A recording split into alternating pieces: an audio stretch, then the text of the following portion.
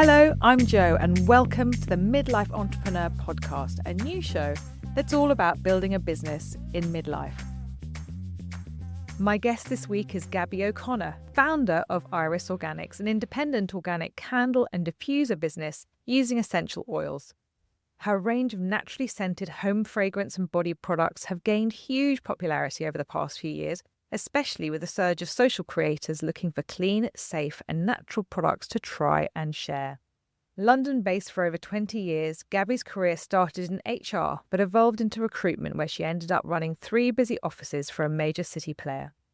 After having children, though, she left London for Buckinghamshire, where she worked as a lead trainer running entrepreneurial workshops for primary school kids, teaching them everything they needed to understand to take a business to market. Inspired by her work and in search for a role she could flex around her growing family, she looked to see whether she could turn her real love of all things alternative into a viable business. She studied the benefits of essential oils and learned how to blend scents, gifting the candles she made to friends and family. This kitchen table hobby eventually became Iris Organics, the perfect example of a small, passion-led business built to fit around family, but destined for greater things. Gabby, welcome to the show. Thank you. Thank you for having me. I think what really resonates for me when I look at your sort of biography and I learn more about your business is that what you do really will resonate for a lot of people listening there who are managing the family juggle.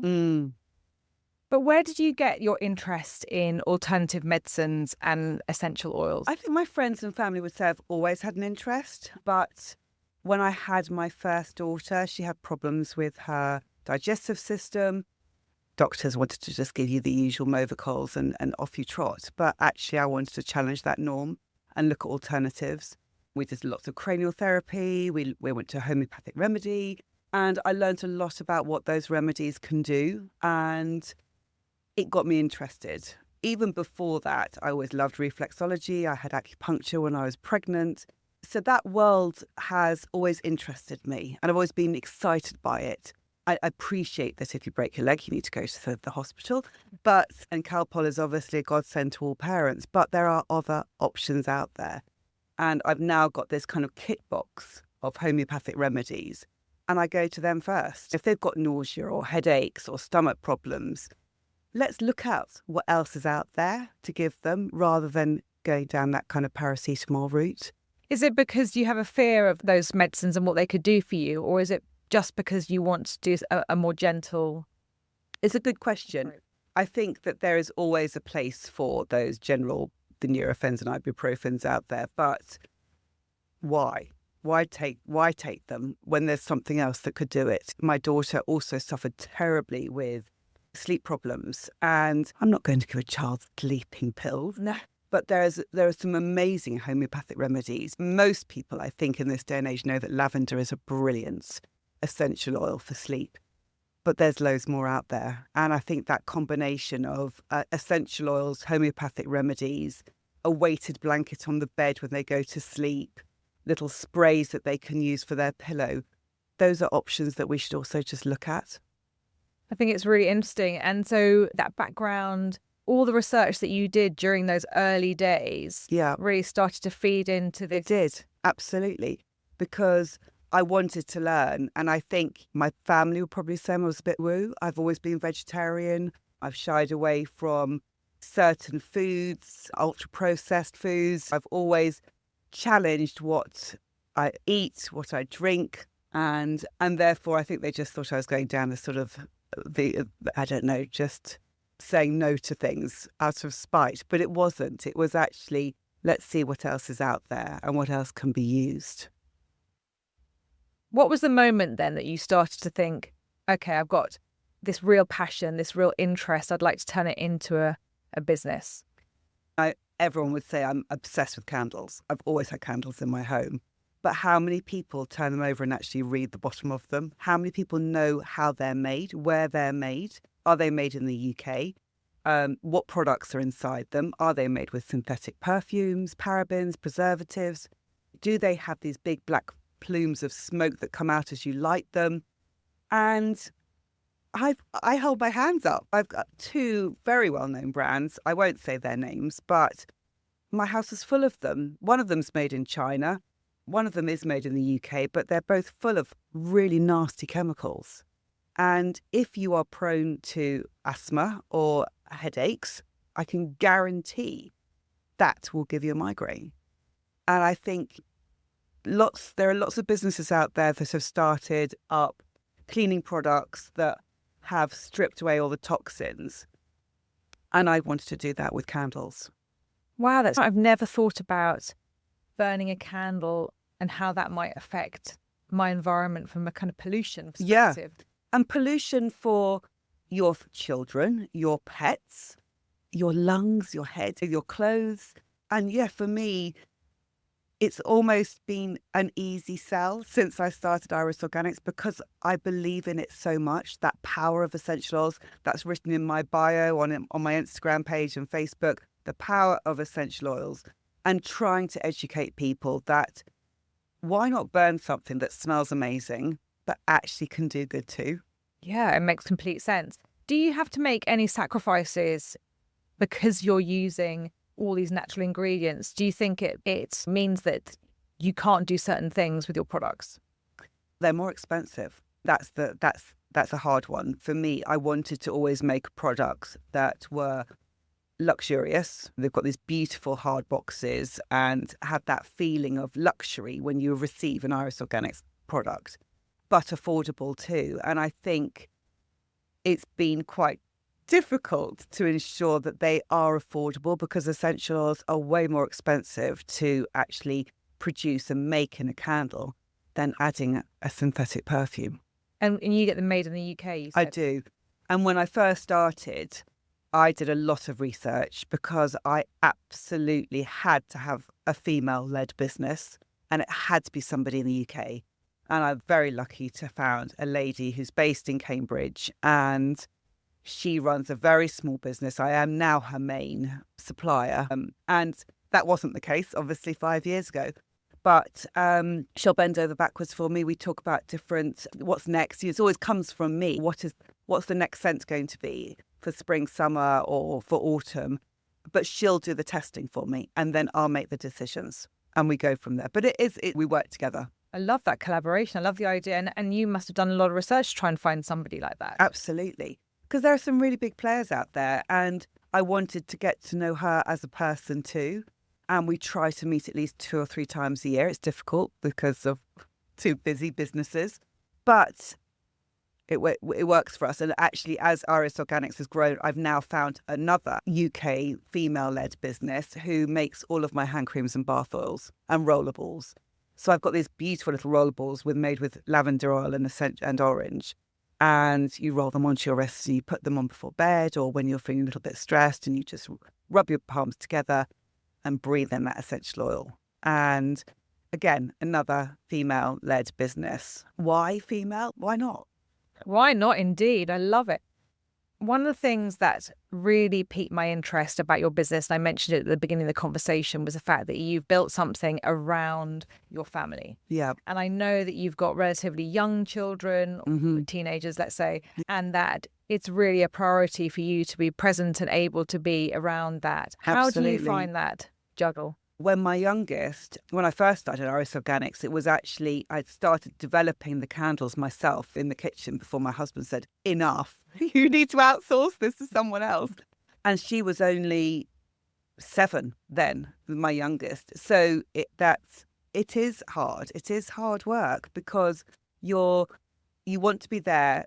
I want to be there for the pick up and drop off. I think that's important for me. And having worked in the city for 20 years, that was one of the key drivers for me, that I can see them after school. I can go and watch that netball match or that hockey match. And yes, I might have to work a bit later in the evening, but I'm not sitting in an office in London where I'm not able to do that.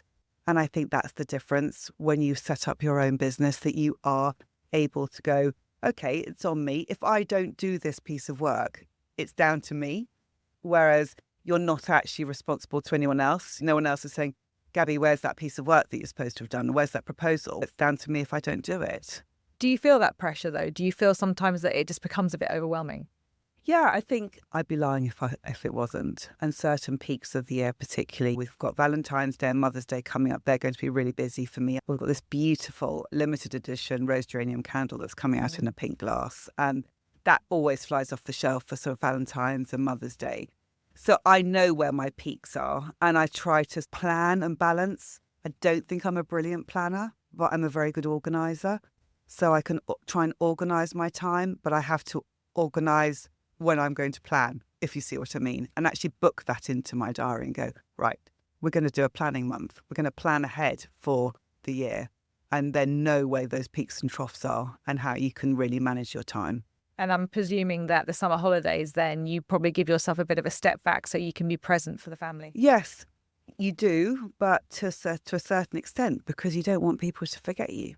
No. It's a difficult one. I used to not tell anyone that I was going away because in that respect, those that have got those city jobs and they can put their out of office on and trot off for 2 weeks, quite jealous of that because I don't have an out of office. I am available. I want to be available all the time, but it does mean that you're replying to emails at 10 o'clock and I'm afraid to say, the phone picks up and I'm looking at that before I get out of bed, which is one of my New Year's resolutions was not to do that, but it's very difficult not to.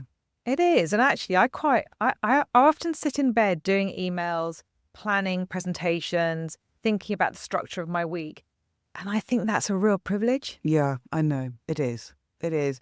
And sometimes my husband will want to watch something on the TV. So I've got one eye on the TV and one eye on the phone whilst I'm actually busy planning my next carousel post or Instagram reel, or doing a bit of editing.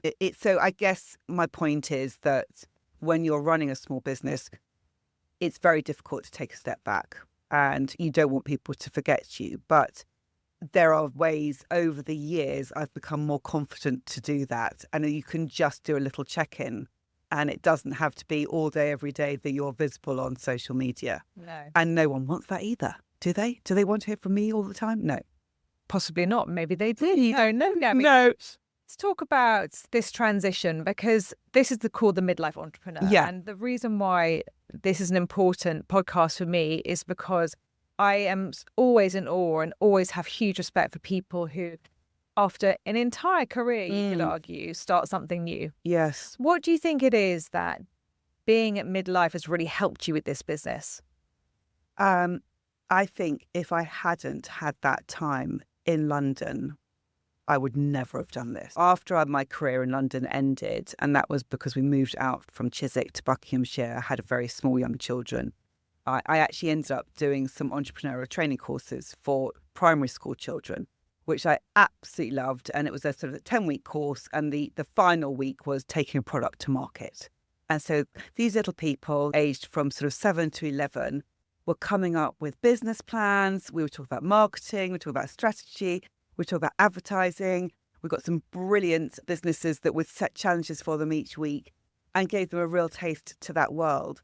So I think without the piece in London and doing those entrepreneurial training courses, I would never have started up my business now, because you need to have that wealth of experience, knowledge, confidence, negotiation, liaising with lots of different people, managing teams, meeting people face to face, being able to stand up, present. Those kind of qualities you do need as part of a small business, certainly for mine anyway, because mine is meeting customers, it is negotiating, it is working with stockists, and you do need to be organised and you do need to have a background where you can even use a computer and have those techie skills. Why midlife?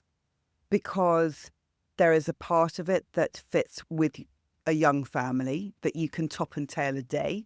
So you can get your children off to school and you can then walk the dogs and then you can sit down and do it. You're not travelling into London. You can start earlier. I can then go and see the kids in their sports or whatever they're doing. I can feed them. I can chat to them whilst we're eating supper, but I can then work a bit later. And I think it's absolutely fantastic that there are so many people starting a business now.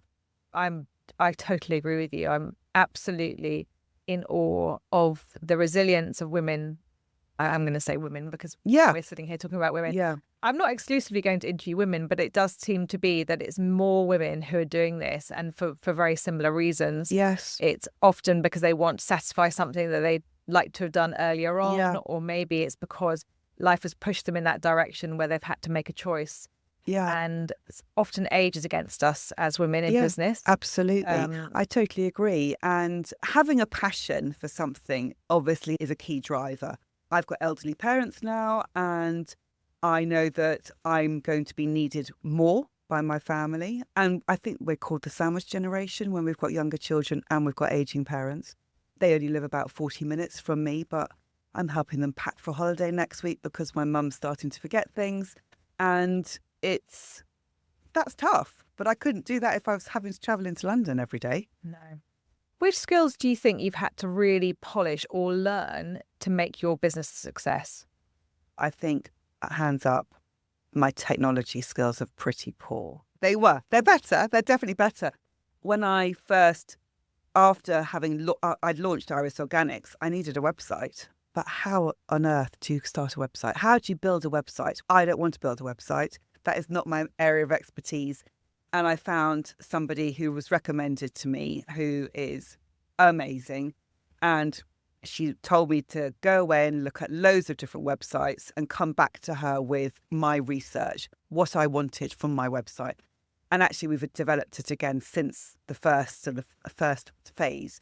But web development, absolute no. In the second phase with that web development, we moved to Shopify. And for me, I needed a sort of crash course in how to use that because it's an amazing piece of kit, and the technology behind it and what it can show me is incredible. But I think I had an Instagram account, but that was my personal Instagram account. I didn't know how to post a reel or a carousel post or ask questions or add locations or transition effects. I'm never going to jump out of a car or jump from jumper to jumper, but I certainly needed lots of training in the tech piece. Definitely. Did you enjoy that, or do you still find that quite challenging? Some of it's a really good question, because some of it I now really love. I love now having that knowledge and being able to use it. And some of it just doesn't interest me at all. The web development, that side of things, no. Yeah. I can add things to the website. I can archive things. I can change pricing on it. I obviously wrote it, but someone else put it all in to make it look pretty. It's really interesting because I've been reading a lot about neuroplasticity, and I'm doing a course because it's going to serve my clients on ADHD because I have so many clients who present with that now. And we were talking about learning. Yeah. And how as adults we can continually learn. Yes. You can learn things like skills, you can learn mindset, and that is possible, but it is a lot harder the older you get. Definitely. You think about a child who picks up French at school, or they pick it up so much more quickly than if we were having to go and learn it now. But that's possibly also time. It is time. And I think the other thing that is, to your point around some of the things that you've learned that you didn't think you now really enjoy, I can totally subscribe to that. I am learning to edit this podcast. Yeah, which is amazing. Thank you for having me. Then the journey has been, I've been educated by somebody who is an expert, a bit like you. I did the course. Yes. I learned it. Yeah. I immediately forgot it. Yeah. Had to go back with my sort of begging bowl saying, please, can you give me another 5 minutes? Can you show me? Can you do this? And can I contact you 45,000 times? Because I still don't know how to. But as I've learned to use the technology, as I've learned the software, I'm actually starting, I'm going to say, to enjoy the I bet you end up loving it. I hope so. My first podcast I edited took me 12 hours. Oh, let's hope today's isn't quite so long. But I think it's a really good point. And I think that we have to recognise that if we are going to start a business, we're going to have to wear all the hats we of are. Business. Honestly, I think that's what, and I think anyone who is listening to this who does use Instagram will see small business people wearing different hats. And sometimes in reels they say, hi. And I am the sort of product manager, I'm the packer, I'm the PR exec, I'm everything. And so you're going to have strengths and weaknesses in your business, whatever you're doing. Do I really want to box up every single one of my candles? No, but I really love writing a personal message in every single card to every single box. And I'm constantly asked by other businesses, to use their facilities and have all my candles sitting in the warehouse in Manchester. I just don't want to do it. You might have to at some point. Yeah, I mean, I did get some help at Christmas because the autumn rush from sort of October to December was crazy. And so I did end up having people helping me pack, but I was still writing every single card. Wow. I'm going to challenge you to see. I'm going to come back to you in 5 years and say, hey, Gab, writing every single card. I'd love to say I am. I would love to say I am. I'm sure you'll find a way, though, to personalise. Technology is advancing so quickly. I know. There must be a way. I know, because you see, I have a really good percentage of returning customers. So I can actually then pick up and say, hey, Lou, how was your holiday? Or did you love that candle? Or so many of them send me pictures of them lighting candles in their homes. I've got a huge kind of library of them on my Instagram pages. And that's just lovely to personalise it. And I talk a lot about on some of my posts about don't go to the big players this year, particularly for Christmas. Please look at those independent businesses because you will have a more personalised, I don't know, story and procedure with it, or you'll get it in an Amazon box. How lovely is it if Zoe from blah blah has sent you her woolly hat and has written a little note in it? Yeah, no, it's just gorgeous. Isn't it? Yeah, and it should be something that we're looking to do more, and it might cost a few more quid. Yeah. But it's just, you're supporting lots of small businesses like yours, and they're so valuable, I think, for not just for the economy, but they're also really valuable for family life. Yes. And there is an amazing statistic, and I don't remember the value of it now, but of what small businesses contribute to our economy. This is huge. Oh, no doubt. And you'd see, because we're such little voices, when the government go to, and we're probably going down the wrong track now, but when the government, they want to have conferences or speakers, there's always going to be a large conglomerate that's going to be talking. It's not going to be an independent candle business, is it? Maybe that will change. Maybe. On the note of pivoting and midlife, we talked about the advantages and we talked about the upskilling. Do you think there's something about midlife that is detrimental to stepping out by yourself? It's a good question. I think if you've been surrounded by lots and lots of people in a workplace, then that could be a bit of a shock to the system because you'll suddenly find yourself on your own. For me, I found my people, I found my tribe, and that's other small independent businesses. And we meet regularly and we brainstorm and we come up with ideas. That may be a giveaway, that may be just top tips. It may be, oh, have you read this article about this? This is happening in social media. Because it can be really lonely. And so I don't know necessarily whether if you were to start a business in midlife, would you actually think it's going to be lonely? I don't know if people would think that. The driver is the independence and being your own boss. Exactly. And managing your timetable. I think you really... you're really hitting a nerve with me because the first thing that I hadn't thought about that really hit home was, oh my God, I'm by myself. And every single day, I've got to be the motivator to make this happen. Exactly. Otherwise, nothing's happening. Absolutely. And that's exactly it. To the point I made a little bit earlier. If I don't do anything today, I can not do anything today. Yeah. It's only going to be my business that's affected. It's not going to affect you or anyone else down the street. So that's your drive. Your drive is to work every day because you want your business to succeed. You don't want to be one of the statistics that fails this year. You really don't. So you're going to give it 100%. Sometimes you may be able to drop it down to 70 or 80% because you've got other things going on in your life, from your aging parents to your young family. My kids still need me. They can't drive. I have to pick them up from everywhere. Living in the countryside. Absolutely. So it's busy. Are there any elements of running a business that really frustrate you? Yes, of course, because I probably would say I'm quite impatient. And therefore, when I've run out of stock of something, or if I've sold out of something very quickly and I haven't prepared for that side of it, it's like, oh my gosh, I need loads more of this particular candle. And suddenly she can't make them quite so quickly as I need them. That's frustrating. Absolutely. It's frustrating when I go to the post office and there's a massive queue. That it's frustrating when the tech side doesn't want to play ball and suddenly something's happened with Shopify and you can't get into it for a morning. So, things out of your control. You have to control as much as humanly possible. But when things happen out of your control. It's frustrating. It's so frustrating. And unfortunately with tech, when we're in an office, do you remember how many times would you call the IT guy? Every day. They would be on speed dial to me. I would know their extension number over anyone else. And in fact, I could holler because most of them were very close to me. But yes, the printer doesn't work. You run out of paper. Small business, you can't just go to the stock room in your large business and go and get another heap of A4 paper. You've got to go and buy some. You've got to go to the shop and get it. Silly things like that. So you do have to be really organised and you do have to really plan. I've really noticed that I've never, ever used YouTube as much as I use it now, because every time I come across an IT issue or Apple's done something weird or the platform for this. Passwords, that's probably the biggest frustrator for me. You haven't been into something for a while and suddenly it's telling you've got to update your password and you've got to use 74 different digits and none of them actually create a word. That's frustrating. What does success look like for you when you think about the journey? And I can really tell from where you are that you're very present in this business. You're taking it step by step. Yep. But I'm guessing there will be pinch me moments that you've had along the way. Yep. When you think about it, what does that picture look like?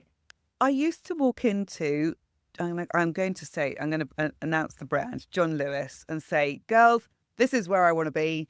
I want to be on this shelf. I don't anymore. I really don't want to be there. I don't want to sit amongst 17 others because I'm unique. My USPs are that I have soy wax. They're made with essential oils.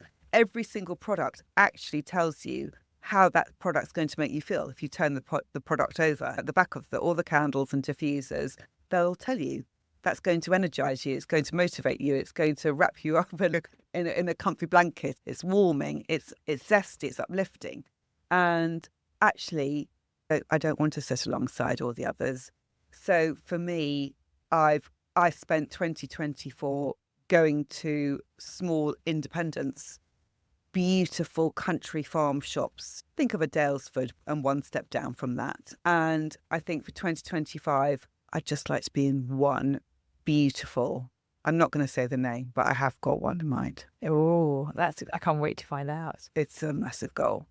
Well, and it's a mountain. It's a huge mountain. But you just have to take small steps and you will reach the top. And someone said to me when I did say to them, they said, Gabby, how are you going to do that? I'm going to have to pitch. I'm going to have to knock on that door and try and find the right person. That's really good advice, by the way, because I think one of the things that when you've got a lot of experience and you've been around business for a long time, I think something that holds us back is that we know how these businesses work. We know how big they are, how busy everybody is, how small we are on the teeny other side. weeny. Like, teeny, tiny weeny. It then, in our mind, your mind goes, don't do that. It's never going to happen. No, and then we don't. But why not? Yeah, exactly. Why not? So my background was HR. I started in a generalist role and then moved into recruitment. And so I spent many years doing client management and business development and really looking after those clients. And we'd go after some really big accounts. And we'd pitch and we'd win. Or we'd pitch and we wouldn't win. But I've always said to my children, if you don't ask, you don't get. Just ask. Got to ask. Clearly, I'm just not going to knock on their door and go, hello, can you stock Iris Organics? There's going to be a little bit more work to go into that. But why not? Yeah, go for it. I'm excited. I want to see which mountain you're going I'm now worried that it's been recorded and I've got evidence and that you're going to ask me in 2026. You should be more excited that it's been recorded and it's going to hold you accountable. Yeah. I did. Exactly. And why not? Why not?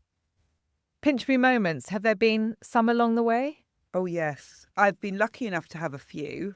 The absolute standout pinch me moment for me is the beauty editor of ITV's This Morning, Sarah Jossel, standing in her sitting room because we were in the second lockdown, January, and she's standing there holding my lavender and orange single wick candle, telling Holly and Phil, as it was, that essential oils is a beauty trend for 2021.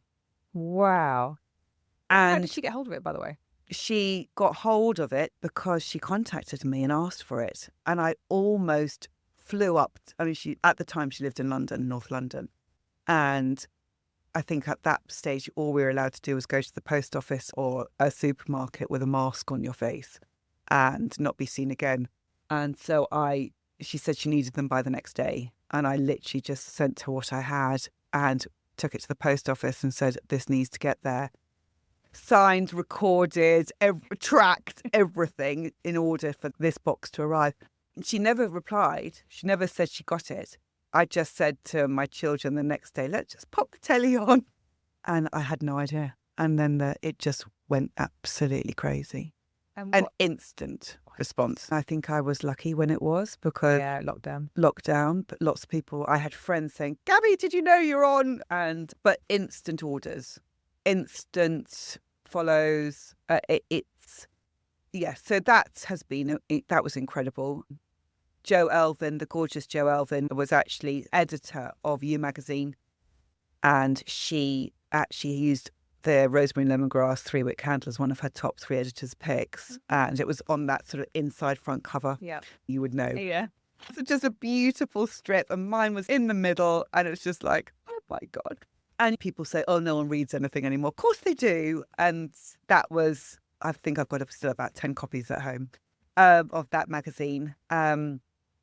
And I've been very lucky that I've got some wonderful celebrity followers, from Gabby Logan and Kirsty Gallagher and Alex Jones, Lisa Snowdon. I'll probably forget some. Miss Amanda Lamb, she's amazing. And I've got a couple of really gorgeous creators, influencers. I think they've changed their name now to creators. But Kat Farmer, I think she was actually, it was publicised quite recently. She was one of the top 20 most influential creators in the UK. Yeah. And she's there. This was going, in fact, she's supported me for the last 3 years. And she's stood there. She's done a dance with a candle. When she was talking about her top 5 things of the week, she's lit candles in front of people. She's done it on a podcast talked about it as, she actually said in a podcast with Marianne Jones in October, she sat there and she held my 3-wick cinnamon leaf and orange candle and said, in my view, this is better than the White Company. Does it get any better than that? No. It's quotes, I think, are just fantastic. To have a face and a quote. Now, that's not easy to do that. And how did she get it into her hands? Is it because she's been a supporter of yours? Yeah. People say to me, oh, Gabby, how did you do that? I contacted her. I followed her for years. Engage. First of all, no one's going to suddenly go, yes, I'll talk about that lovely coffee table for you. Why would they? You've got to build a relationship with them. Yeah, that's for me probably just a few of my pinch me moments. Good pinch me moments. If we're able to outsource chunks of your business, moving swiftly on to something completely different. Yes. Which areas would you outsource?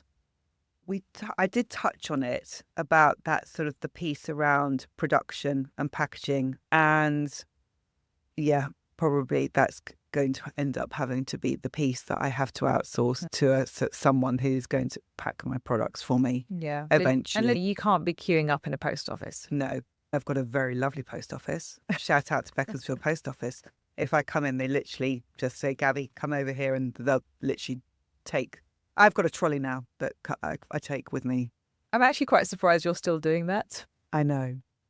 I mean, the rest of the customers aren't that happy when I come in with a trolley.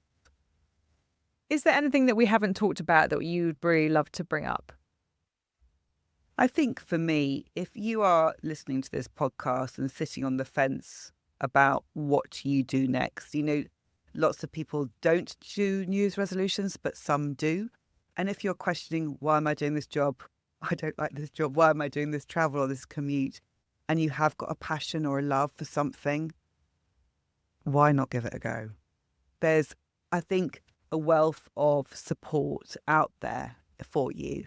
I obviously have been on lots of sort of techie courses on social media to understand the behind the scenes of Instagram and Facebook, and I've even dabbled with TikTok, but it's not really for me.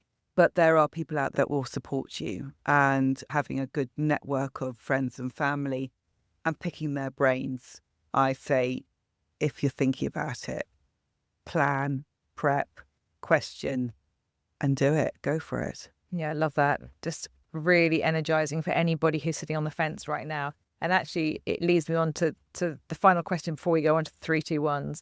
is, Gabby, if I came along and offered you a PAYE job right now, yeah, good money, back in the city of London, would you do it? No, I don't even have to. I don't even have to give that a moment's thought. Lovely to come into London today, get on the train and come and see you, but I've got 2 beautiful dogs at home. We haven't talked about them. I love walking them every day. That is, and I know you love your exercise and fitness, and it's really important for me to get out, come rain or shine. I walk them every single day, twice a day. And obviously at this time of year, the light isn't on our side, so it's like an 8 a.m. walk and a 3 o'clock walk. But I really don't want to be sat at a desk in London. And I know lots of people since COVID now have that balance of working from home 2 or 3 days a week. But I love what I do. I really do love what I do. And it is down to me. It is down to me whether it's a success, but I have got that kind of drive to want it to be a success. And your passion really comes across. It really does. Yeah. It sounds like the journey it's so natural from where you started researching. It's sort of all fitted in. It's like building blocks, isn't it? From that sort of knowledge around homeopathic remedies and essential oils. And I did go on courses for both of them to really understand the power of them, to entrepreneurial training courses for children, to wanting to... And my children are really proud of me. One of them, Iris Organics, is their middle name, and the other one isn't bothered, which is good. Yeah, but they love seeing me. I don't do as many events as I used to, but they love coming along and seeing me do that. They love seeing what's coming up next in sort of Iris Organics calendar, and when I ask them what they want to do, they say, I want to run my own business. Isn't that amazing? That's a really good point, because you're really demonstrating a way of life, and children mirror. I mean, whatever we like to think, I think most of the time our children, I've got teenagers who are a bit older. Yeah. I think they probably think most of what I do is really embarrassing and on social media, oh my God. But actually, when we have the moments when they're being more reflective. Yes. They will say, yeah, I'm really proud of you. And there is no doubt that what we do demonstrates a behaviour. Absolutely. That they're going to absorb like sponges. Absolutely. And I've got goddaughters that have said to their mums, Mum, I'm really proud of you working in London or doing this big city job. And they've changed their minds from not wanting to work to actually being a career woman. And no one is going to tell us it's easy. It's not easy. We've talked about the sandwich generation, we've talked about ageing parents and young families, and let's not even talk about all the kind of WhatsApp groups and different sort of drains of your time. But it's liberating too. It really is, to be able to say I own my own business and what I do is going to impact it and no one else. Yeah, and you're bringing joy to so many people. Oh, thank you. So we have a tradition on the show, and it's basically so we can pass on more of your knowledge, your experience, your learnings to anybody listening who may be thinking about setting up a business, or maybe they've set up a business and they're in year 1, 2, and they'd love a bit of advice. It's called the 3, 2, 1s. Brilliant. So 3 things you've invested in that have been worth every penny. Shopify. So I've got a friend who runs a bigger business than mine. In fact, you know her. And she said to me a couple of years ago, Gabby, you need to be on Shopify. And so that was a huge investment piece, because it's not cheap to have that kind of back office system. But to be able to see your customer base, where they live, are they male or female? And what is their age group? How many come back? The percentages, it's an incredible piece of kit. So I would say definitely Shopify in terms of investment. A web developer. So the web developer is called Katie, another woman. So everyone around me are women who have supported me, she's still involved in my business now. So having a good web developer, because, your business is going to change, and how it's perceived and what is even written on the website, you may want to adapt it and edit it and change it. So get a good web developer. Anyone listening to this who needs one, contact me. I can give you her name. And finally, training. I really wasn't particularly knowledgeable on social media training. And so I really didn't know how to use Instagram. And I chose Instagram to be my main social media voice, want of a better word. So I've been on all the courses. 2 things you wish you could have done differently. Tough one. That's a tough one, Jo. I would say I could start earlier. But then by saying that, would I have all the tools? Would I have all the experience that I've gained from being in London and working in London? I'm not sure. But having the confidence to really go for it and shout about my business. Because I think it took me 9 months before I even showed a still shot of my face on Instagram, because it was absolutely terrifying. A lot of people say that. And now I really don't think about it at all. So that's confidence, but that's a different type of confidence, because people could say, oh, I can stand up and talk in a crowded room to a floor full of people, but would they talk to a camera on Instagram? I'm not sure that they would. It's different types of confidence, isn't it? So I also think there's something extremely challenging about sitting by yourself, speaking to a camera as though they're a person. Yeah. Because I actually think it's easier to stand up in front of people and interact with their energy. Whereas talking to a screen, it just feels so unnatural. I always pretend I'm talking to a couple of girlfriends. It's the only way, rather than just talking and looking at yourself in the screen. It's all very odd. If you really overanalyze this, it's all very peculiar, isn't it? It's extremely peculiar. But people are nosy. People want to know. Look, it's like opening the door, isn't it? People want to know what's going on behind the scenes. People want to know what you're up to. And by showing them a little bit about what you're doing, they're interested, they're engaged. And everyone knows that it's about engagement. It's about engagement and how long you might be on that person's account for. Yeah. Then the algorithm is going to show you that account again. Yeah. And actually, back to your original point about being a small business and how much you enjoy the interactions with other small businesses and everything, I think you've created a community, and your Instagram is growing really nicely now. It's really growing steady number, and I've been watching it closely, obviously, since we've decided to have this conversation. But what people want are humans. Yes. And I think when you've got a small, perfectly formed business, you can still have that human element. Yes, you can. It's very difficult for Marks and Spencer's to have a human element. I know. I agree with you. And actually, when they do, they tend to use the influencers to star their products, don't they? You're not going to hear from the general manager of Marks and Spencer's saying, Happy Christmas, hello. And But although I love this new trend on TikTok, I know you're not on TikTok as much, but I am dabbling with it, and it is also quite terrifying. But on TikTok, what I love is the new trend of the supermarket stores are using their employees from inside the store to create content. Yes. I love that. Yes. It's a brilliant idea. So human. Yeah. And it's not revolutionary, is it? It's such an easy thing to do. Why did no one think of it before? I don't know. I think because we're so used to the polished, glossy advertising world that we all know. Yes. And I think when you go behind that and say, actually, flaws and unpolished and unrehearsed and normal human beings are actually way more engaging, exactly to your point. You having a conversation with your audience while you're walking a dog or saying, hi, I've just been doing this. That's much more interesting than doing a really glossy, beautifully studio lit, perfect makeup. Yes. And it's not also real life, is it?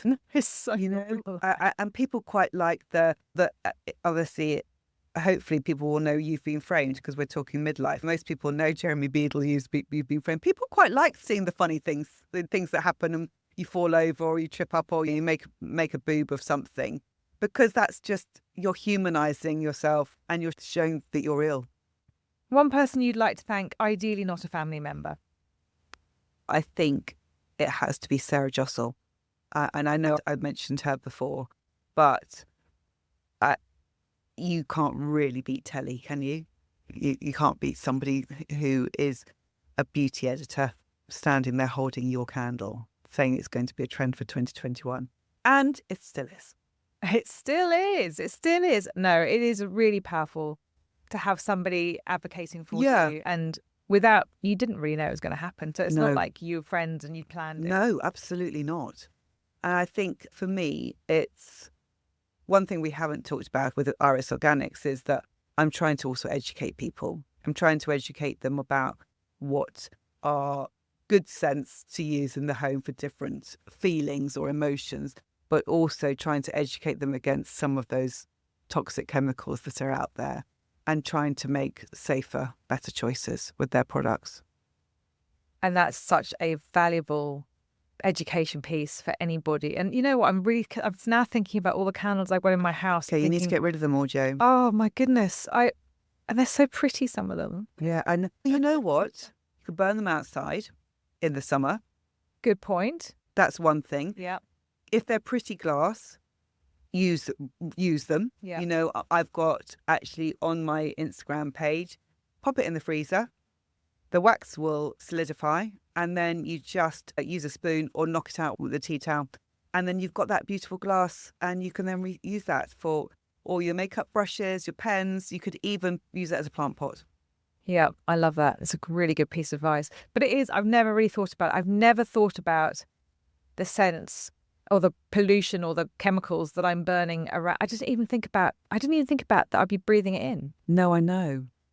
But we think about what we're washing our clothes with, don't we? Or with the sprays that we use. I haven't used a perfume for about 8 years. Oh no, I can't get rid of my perfume. I don't want to hear that. No, you don't.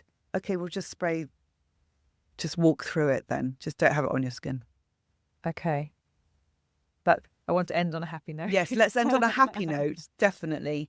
I'm going to just round off now anyway. Gabby, I could speak to you for ages. I'm so fascinated by the story, the journey, the business. I love that you're talking to other small businesses and you're working with this sort of community of women who are doing just lovely things and the creating industry. But it's not always the industry that we get to hear about. No. And it's been so great to have that conversation and to give exposure to more people like you who are doing really worthy things, beautiful things, gifting things, treaty things, lovely things, but that are actually going to be beneficial to us in some way. And so thank you so much for coming in and thank you for being on the Midlife Entrepreneur. Thank you for having me. Thanks so much for tuning into the show. And if you've enjoyed this episode, don't forget to click follow on your favourite podcast platform and leave a review. It really helps us reach more listeners just like you. Finally, if you're a midlife entrepreneur with an interesting story to share or would like to nominate a guest, you can do so via my email. It's inquiries@joglynnsmith.com. All information will be in the show notes. See you next time.